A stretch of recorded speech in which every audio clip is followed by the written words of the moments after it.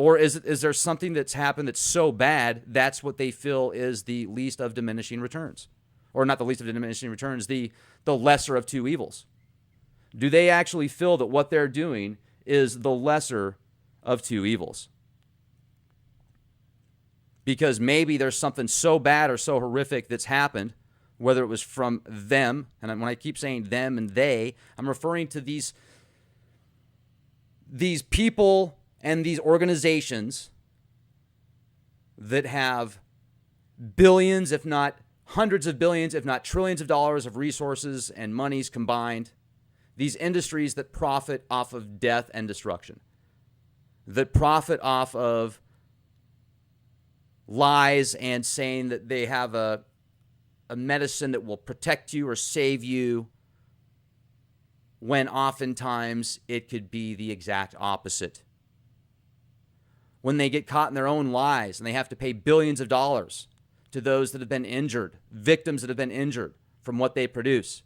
And then they tell people that have compassion and warn others that they're conspiracy theorists and kooks. And then they have people that they actually pay to go after others and classify them as kooks and do what they can to try to degrade somebody, to try to make somebody look like a fool. I wonder sometimes, how do people like that actually sleep at night? How do they talk to people without feeling so guilty that they just want to break down and cry? I don't know. And then the only solution I can come up with is some people just must not have a conscience, or their conscience is so limited that they can find a way to justify that kind of stuff. I don't know how you can justify that. Please explain to me.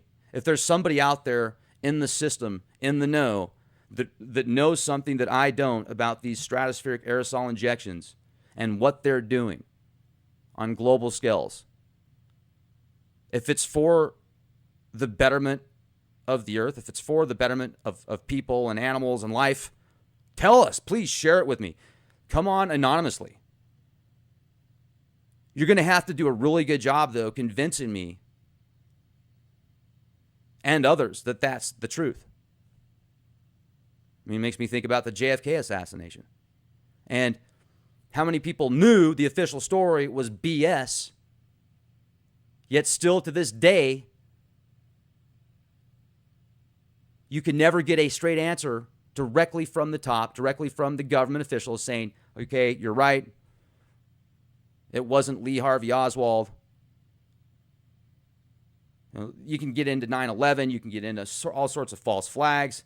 There's literally so many people out there that are so brainwashed or just so far off in their thinking that they can justify anything that they do that's wrong because I guess they're that narcissistic. But please, somebody come on the show. If you know something that I don't, I kind of divagated there for a minute. If you know something that I don't, that we don't, if these giant global applications of chemtrails are actually better than if they weren't, like if they weren't doing it and something real bad was going to happen, hey, what is it? What is it? You better be convincing. I need to see the data.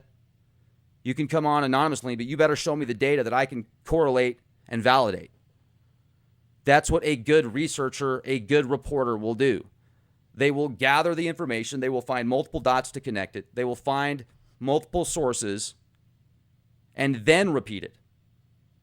When you have repeaters that repeat everything with no research, they'll read a headline and then they'll come up with their own conclusion based off the headline without even listening to the podcast or the information. And then they create 10 more conspiracies that create 10 more conspiracies that create diminishing returns. But look at this right here. This is directly from the RoyalSocietyPublishing.org. And you can see clearly stratospheric aerosols, the lifetime, that part is 1 to 3 years of these injections, these global injections. What does that do? That increases planetary albedo. Kind of makes you think of the libido. Hello, it's planet. What is that stuff called?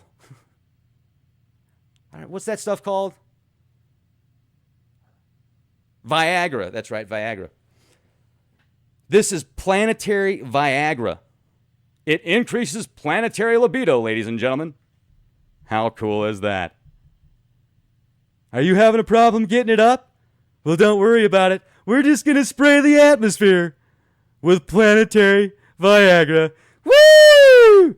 Man, I don't even want to think what that would be like. Could you imagine?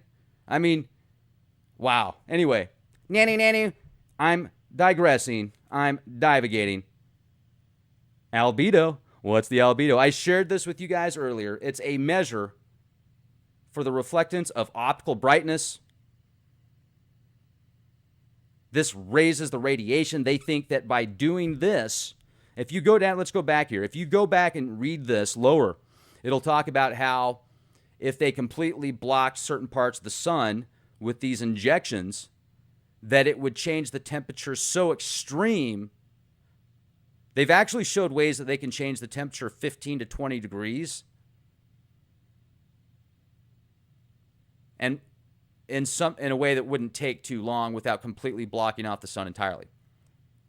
Next time you take a road trip, look at the horizon. If you're out in the mountains somewhere, look at the mountains and then think back 15, 20, 30, 40 years ago what the environment was like and how you could actually see the mountains more than just the outline, how everything wasn't this silvery haze out in the distance, whether you're in the